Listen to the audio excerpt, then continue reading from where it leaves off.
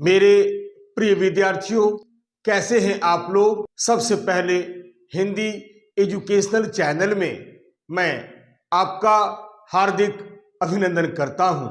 आज मैं आपके समक्ष हालावाद के महान कवि हरिवंश राय बच्चन द्वारा रचित बापू का पथ शीर्षक कविता का शब्दार्थ सहित सप्रसंग अर्थ या भावार्थ को लेकर उपस्थित हुआ हूं। तो आइए अब मैं समय न लेते हुए इस कविता का शब्दार्थ सहित सप्रसंग व्याख्या प्रस्तुत करता हूं। इसे आप ध्यान देकर सुनने की कोशिश कीजिएगा। हालावादी कवि हरिवंश राय बच्चन द्वारा रचित बापू का पथ शीर्षक कविता का शब्दार्थ सहित सप्रसंग अर्थ या भावार्थ। बापू का पथ हालावाद के महान कवि हरिवंश राय बच्चन द्वारा रचित एक बड़ी ही सुंदर कविता है। इस कविता के माध्यम से कवि ने जहां एक ओर नेताओं के नेता माने जाने वाले महात्मा गांधी के गुणों को बड़े ही सुंदर ढंग से बतलाया है, वहीं दूसरी ओर यह भी बतलाया है कि विश्व शांति तभी प्राप्त कर सकेगा जब वह महात्मा गांधी द्वारा बताए गए आदर्शों पर चलेगा। कारण महात्मा गांधी जी का पथ नीति का पथ है, सत्य और अहिंसा का पथ है, प्रेम का पथ है। उन्होंने हमें दया, प्रेम, करुणा, सद्भाव तथा मानवता का संदेश दिया है। अतः हमें सभी प्रकार के भेदभाव से ऊपर उठकर महात्मा गांधी द्वारा बताए गए पथ पर चलना चाहिए, तभी हम सुख और शांति प्राप्त कर सकते हैं। आइए अब मैं एक एक स्टैंजा पढ़ता हूं, फिर शब्दार्थ बतलाते हुए उसकी व्याख्या आपके समक्ष प्रस्तुत करने की कोशिश करता हूं। इसे आप ध्यान देकर सुनने की कोशिश कीजिएगा। पहला स्टैंजा। 1000 बरस की जिसने कर दी दूर गुलामी, उन नेताओं के नेता को 1000 सलामी। किया योग्य उसने अयोग्य को, यौगिक शक्ति जगाकर। आइए उपयुक्त पद्य खंड में जो कठिन शब्द दिखलाई दे रहे हैं, सबसे पहले उन शब्दों का अर्थ मैं आपको बता देता हूं। शब्दार्थ। गुलामी यानी स्वतंत्रता, योग्य यानी काबिल या लायक, अयोग्य यानी नाकाबिल या योग्यताहीन, यौगिक शक्ति यानी योग की शक्ति। किसी भी कविता की व्याख्या करने के लिए संदर्भ और प्रसंग बतलाना बहुत जरूरी होता है। आइए सबसे पहले संदर्भ। प्रस्तुत पंक्तियां हमारी पाठ्य पुस्तक, यहां पर आप पुस्तक का नाम लिख सकते हैं, के पाठ बापू का पथ नामक शीर्षक कविता से ली गई है। इस कविता के रचनाकार हरिवंश राय बच्चन हैं। हरिवंश राय बच्चन हालावाद के एक महान कवि हैं। इन्हें हालावाद का प्रवर्तक भी कहा जाता है। आइए इसके बाद प्रसंग। प्रस्तुत पद्यांश में कवि ने जिन्हें हम बापू या राष्ट्रपिता कहते हैं, महात्मा गांधी के गुणों को बड़े ही सुंदर ढंग से बतलाया है और मानव मात्र को जहां एक ओर नेताओं के नेता माने जाने वाले महात्मा गांधी के गुणों को बड़े ही सुंदर ढंग से बतलाया है, वहीं दूसरी ओर यह बतलाया है कि विश्व शांति तभी प्राप्त कर सकेगा जब वह महात्मा गांधी के द्वारा बताए गए आदर्शों पर चलेगा। आइए व्याख्या करने के लिए मैं 2-2, 3-3, 4-4 पंक्तियों को पढ़ता हूं, फिर इसकी व्याख्या करता हूं ताकि अर्थ एकदम स्पष्ट हो जाए। 1000 बरस की जिसने कर दी दूर गुलामी, उन नेताओं के नेता को 1000 सलामी। किया योग्य उसने अयोग्य को यौगिक शक्ति जगाकर।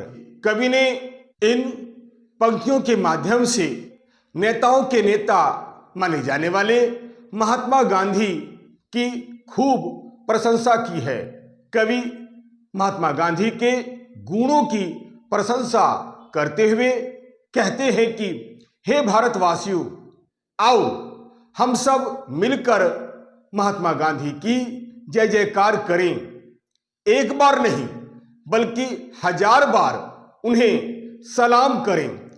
कारण जिस व्यक्ति ने 1000 बरस की गुलामी यानी परतंत्रता को दूर कर हमें स्वाधीनता दिलाई, हमारे मन में राष्ट्र के प्रति प्रेम को जगाया, ऐसे नेताओं के नेता को हम एक बार नहीं बल्कि बार बार प्रणाम करना चाहिए।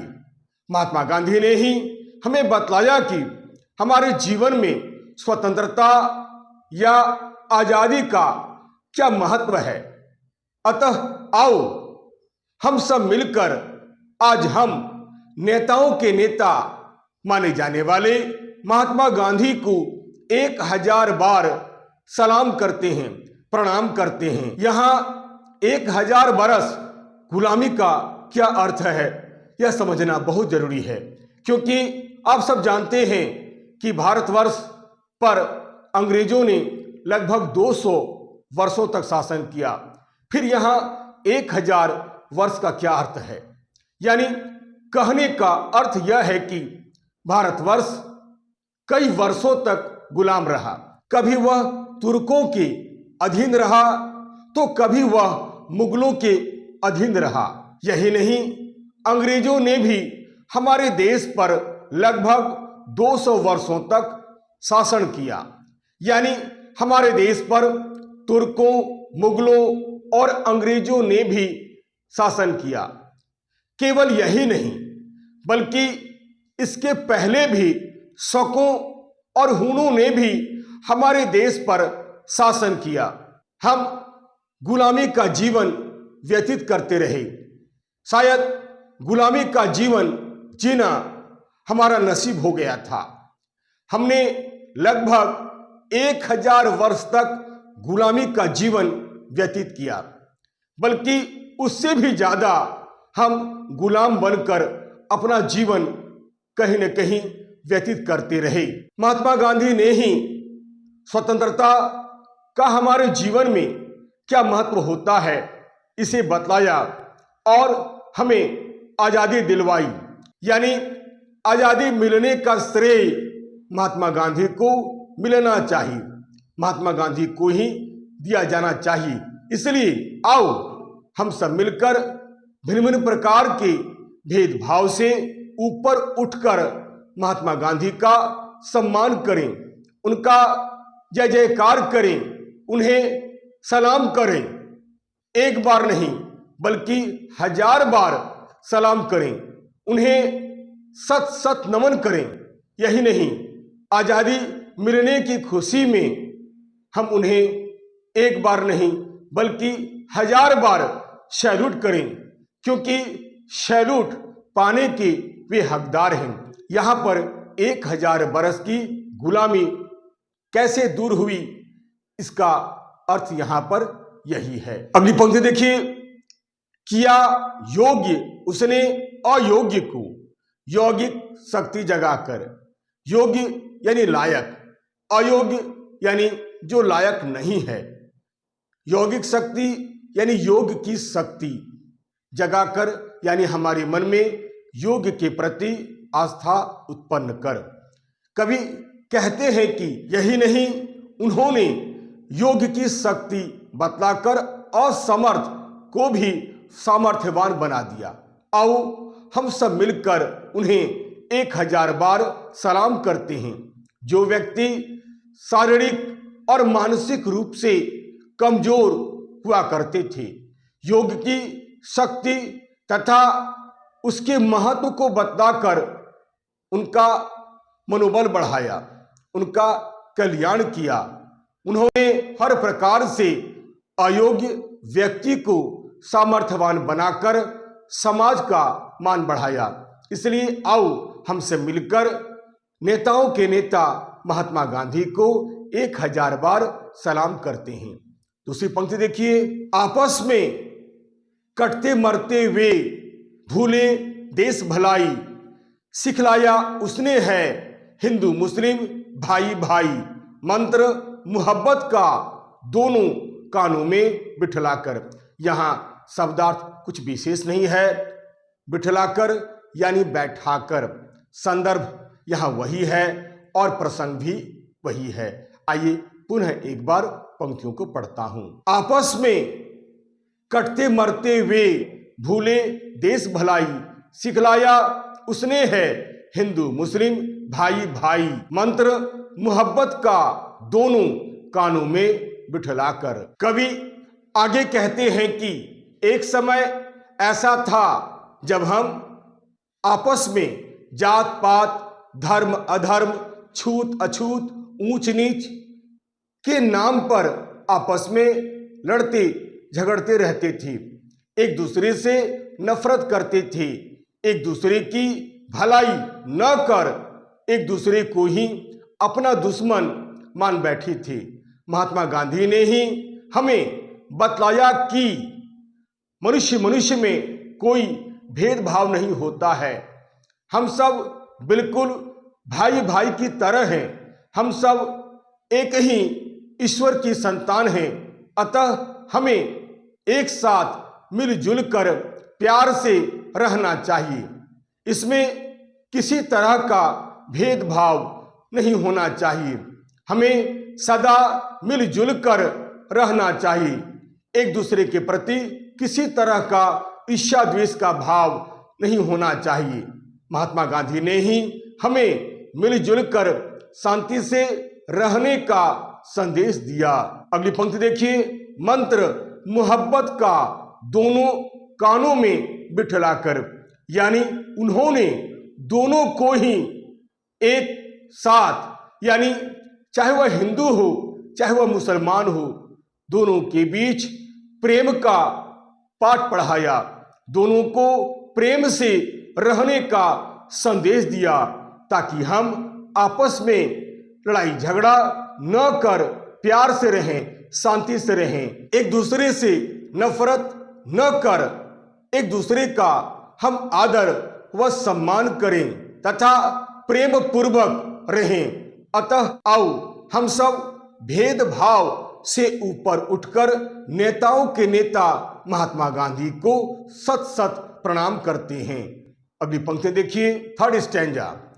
हिंदू करते थे सदियों से जिनकी क्रूर अवज्ञा, उन्हीं अछूतों को दी उसने हरिजन की शुभ संज्ञा, किए अपावन उसने पावन दृग जल से नहलाकर। आइए उपयुक्त पद्य खंड में जो कठिन शब्द दिखलाई दे रहे हैं, सबसे पहले कठिन शब्दों का अर्थ मैं आपको बता देता हूं। शब्दार्थ क्रूर यानी निर्मम, अवज्ञा यानी अवहेलना, हरिजन यानी हरि का जन। हरिजन दो शब्दों से मिलकर बना है, हरि जोड़ जन, यानी भगवान और जन यानी व्यक्ति, यानी ईश्वर की संतान या ईश्वर के बच्चे। शुभ संज्ञा यानी अच्छी परिभाषा। अपावन यानी अपवित्र, पावन यानी पवित्र, दीर्घजल यानी आंसू या अश्रु। यहाँ संदर्भ वही है और प्रसंग भी वही है जिसे मैंने पहले बतलाया है। आइए एक बार पुनः पंक्तियों को पढ़ता हूं, फिर मैं इसकी व्याख्या करता हूं। हिंदू करते थे सदियों से जिनकी क्रूर अवज्ञा, उन्हीं अछूतों को दी उसने हरिजन की शुभ संज्ञा, किए अपावन उसने पावन दीर्घ जल से नहलाकर। कवि आगे कहते हैं कि एक समय ऐसा था जब हमारे देश में हिंदू समाज में रहने वाले अछूतों से यानी निम्न वर्णों के साथ बहुत ही अमानवीय व्यवहार हुआ करता था। उच्च वर्ण के लोग निम्न वर्णों के साथ बहुत ही अमानवीय व्यवहार करते थे, उनसे नफरत किया करते थे, पद पद पर उन्हें अपमानित करते रहते थे। गांधी जी ने ही अस्पृश्यता को समाज का एक कलंक बतलाया। महात्मा गांधी ने ही अछूत समझे जाने वाले लोगों को न्याय दिलवाया। महात्मा गांधी जी ने ही अछूतों पर होने वाले अन्याय तथा अत्याचार को अमानवीय बतलाया। महात्मा गांधी जी जात पात, ऊंच नीच आदि पर बिल्कुल विश्वास नहीं करते थे। महात्मा गांधी जी ने ही समाज में रहने वाले लोगों को, जिन्हें अछूत कहकर संबोधित किया जाता था, पद पद पर अपमानित किया जाता था, उन्होंने उसे हरिजन कहकर संबोधित किया और समाज में उनका मान बढ़ाया। हरिजन अर्थात भगवान की संतान या बच्चे कहकर संबोधित किया। महात्मा गांधी ने ही उनकी स्थिति को सुधारने के लिए अनेक तरह के कार्य किए। सन 1932 ईस्वी में गांधी जी ने ही अछूतों के जीवन को बेहतर बनाने के लिए अनेक तरह के कार्यक्रम किए। यही नहीं, महात्मा गांधी ने उनके जीवन को सुधारने के लिए अनेक तरह के आंदोलन किए, ताकि वे भी समाज में मान सम्मान के साथ जीवन यापन कर सके। अतः गांधी जी ने समाज में जिन्हें अछूत, अपवित्र, मलिन आदि कहकर संबोधित किया जाता था, उनके उद्धार के लिए उन्होंने अनेक कार्य किए। अब अगली पंक्ति देखिए, किए अपावन उसने पावन दीर्घ जल से नहलाकर। अपावन यानी अपवित्र, पावन यानी पवित्र, दीर्घ जल यानी आंसू बहाकर। कहने का अर्थ यह है कि महात्मा गांधी ने अछूतों के जीवन में बदलाव लाने के लिए अनेक तरह के आंदोलन किए। आंदोलन के फलस्वरूप समाज में उनका मान सम्मान बढ़ाया। अछूतों के जीवन में बदलाव लाने के लिए अनेक तरह के कार्यक्रम किए, जिन्हें अपावन समझा जाता था या लोग घृणा करते थे, उनसे दूर भागते थे। गांधी जी ने उनके जीवन में बदलाव लाया और सदैव मिलजुल कर रहने का संदेश दिया। इसलिए आओ हम सब मिलकर गांधी जी का सम्मान करें, आओ हम सब मिलकर गांधी जी की जय जयकार करें। अगली पंक्ति देखिए, 4th स्टैंजा। झुका धरा का सारा वैभव उसके तप के आगे, दान दिया जिसने अपने को वह जग से क्या मांगे। धन्य हुआ वह मानव के हित तन मन प्राण लगाकर। आइए उपयुक्त पद्यांश में जो कठिन शब्द आए हुए हैं, सबसे पहले कठिन शब्दों का अर्थ बता देता हूं, इसके बाद मैं इसकी व्याख्या करूंगा।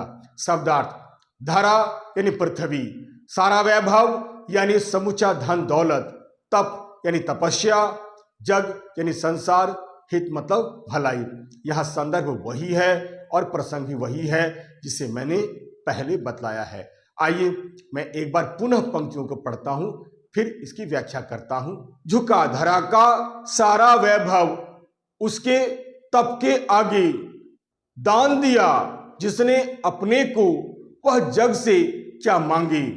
धन्य हुआ वह मानव के हित तन मन प्राण लगाकर। कवि यहां आगे कहते हैं कि ऐसा कौन सा व्यक्ति था जो गांधी जी के गुणों से प्रभावित नहीं हुआ। यानी हर कोई व्यक्ति गांधी जी के आगे नतमस्तक हो गया। भारतवर्ष का हर व्यक्ति उनसे प्रेम करता था, यहां तक कि अंग्रेज भी उनसे डरते थे और उनके गुणों से प्रभावित थे। गांधी जी ने जो कुछ किया, समाज की भलाई के लिए किया, समाज के कल्याण के लिए किया। गांधी जी में ऐसे कुछ गुण अवश्य थे जिसके फलस्वरूप पृथ्वी का सारा वैभव उनके कदमों में झुक गया।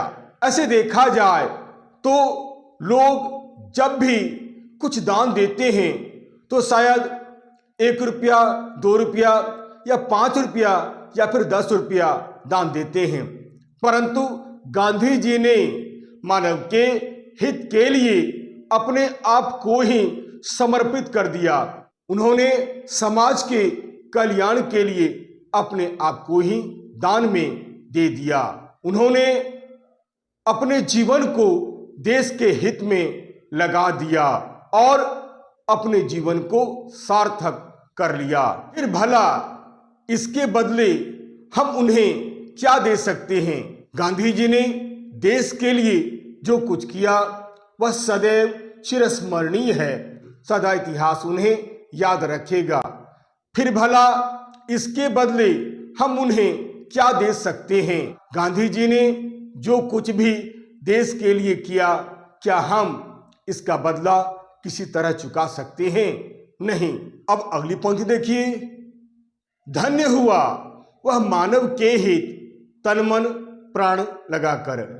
कवि कहते हैं कि गांधी जी ने भी देश की सेवा तन मन से कर धन्य हो गए और हम भी उनकी सेवा प्राप्त कर धन्य हो गए। सचमुच महात्मा गांधी जी मानव के हित में अपना तन मन और प्राण लगाकर धन्य हो गए और हम भी उनकी सेवा प्राप्त कर धन्य हो गए। अब मैं इस कविता की जो अंतिम स्टैंजा है यानी 5वां स्टैंजा पढ़ता हूं, फिर इसकी व्याख्या करता हूं। उसने अपने जीवन में वह विशुद्ध साधना साधी, जगती के भाग्योदय का है नाम दूसरा गांधी। शांति विश्व पाएगा केवल उसका पथ अपनाकर।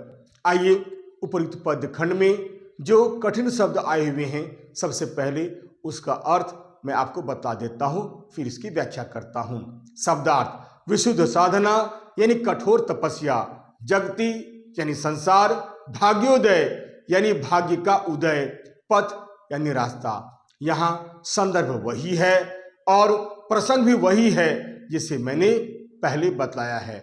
आइए मैं पुनः एक बार पंक्तियों को पढ़ता हूं, फिर इसकी व्याख्या करता हूं। उसने अपने जीवन में वह विशुद्ध साधना साधी, जगती के भाग्योदय का है नाम दूसरा गांधी। कवि अंतिम पंक्तियों में कहते हैं कि गांधी जी एक सच्चे देशभक्त थे। वे अपने देश से बहुत प्यार करते थे। उनमें देश प्रेम की भावना कूट कूट कर भरी हुई थी। वे मानव मात्र का कल्याण करना चाहते थे। मानव मात्र की भलाई करना ही उनके जीवन का एक प्रमुख उद्देश्य था। इसीलिए लगता है कि उन्होंने एक कठोर तपस्या की थी ताकि संसार में रहने वाले प्रत्येक मनुष्य का कल्याण हो सके, प्रत्येक मनुष्य के भाग्य का उदय हो सके, उनके सभी तरह के दुख दूर हो सके, जीवन में उन्हें सफलता प्राप्त हो सके। जब भी मानव के कल्याण के लिए कार्य करने वाले लोगों की चर्चा होगी, महात्मा गांधी जी का नाम बड़े ही आदर के साथ लिया जाएगा। उस व्यक्ति का नाम महात्मा गांधी था जिन्होंने देश की भलाई के लिए, मानव के कल्याण के लिए अपने आप को ही देश के हवाले कर दिया था। महात्मा गांधी जी को सारा संसार राष्ट्रपिता या बापू कहकर संबोधित किया था और सचमुच महात्मा गांधी जी राष्ट्रपिता हैं, वे बापू हैं। अब मैं इस कविता की जो अंतिम 2 पंक्तियां हैं उसे पढ़ता हूं, फिर इसकी व्याख्या करता हूं। शांति विश्व पाएगा केवल उसका पथ अपनाकर, यानी कवि कहना चाहते हैं कि विश्व शांति तभी प्राप्त कर सकेगा जब वह महात्मा गांधी द्वारा बताए गए आदर्शों पर चलेगा, उनके पथ पर चलेगा, क्योंकि महात्मा गांधी जी का पथ नीति का पथ है, प्रेम और अहिंसा का पथ है, सद्भाव और मानवता का पथ है। इस तरह हम देखते हैं कि बापू का पथ शीर्षक कविता हालावाद के महान कवि हरिवंश राय बच्चन द्वारा लिखित एक बड़ी ही सुंदर कविता है। इस कविता के माध्यम से कवि ने महात्मा गांधी, जिन्हें हम बापू या राष्ट्रपिता कहकर संबोधित करते हैं, उनके गुणों को बड़े सुंदर ढंग से उजागर करने का प्रयास किया है, ताकि लोगों के मन में महात्मा गांधी के प्रति आदर व सम्मान की भावना जागृत हो सके। हरिवंश राय बच्चन महात्मा गांधी जी के जीवन से बहुत अधिक प्रभावित थे, इसलिए वे ऐसे ही नेताओं के नेता महात्मा गांधी जी को केवल 1 या 2 या 3 बार नहीं, बल्कि 1000 बार सलाम करने की बात कहते हैं, उन्हें सत नमन करने की बात कहते हैं। कारण बापू का पथ प्रेम का पथ है, नीति का पथ है, धर्म का पथ है, और इस पथ पर चलकर ही हमारा और हमारे देश का, साथ ही साथ विश्व का कल्याण हो सकता है। आशा करता हूं आप इस कविता की व्याख्या को अच्छी तरह समझ गए होंगे। यदि आपको यह वीडियो अच्छा लगता है, समझने योग्य लगता है, तो आप इसे लाइक करें, शेयर करें, और तो और सब्सक्राइब करना आप बिल्कुल नहीं भूलें। और हाँ, यदि इस वीडियो में अगर आपको कहीं भी किसी प्रकार की कोई त्रुटि या कोई कमी नजर आती है, तो आप सप्रमाण कमेंट्स करें, ताकि मैं उन गलतियों पर ध्यान दे सकूं और आपके लिए एक बहुत ही सुंदर छात्रोपयोगी वीडियो बनाकर प्रस्तुत कर सकूं, ताकि आप अधिक से अधिक लाभ उठा सकें। तब तक के लिए नमस्कार, धन्यवाद।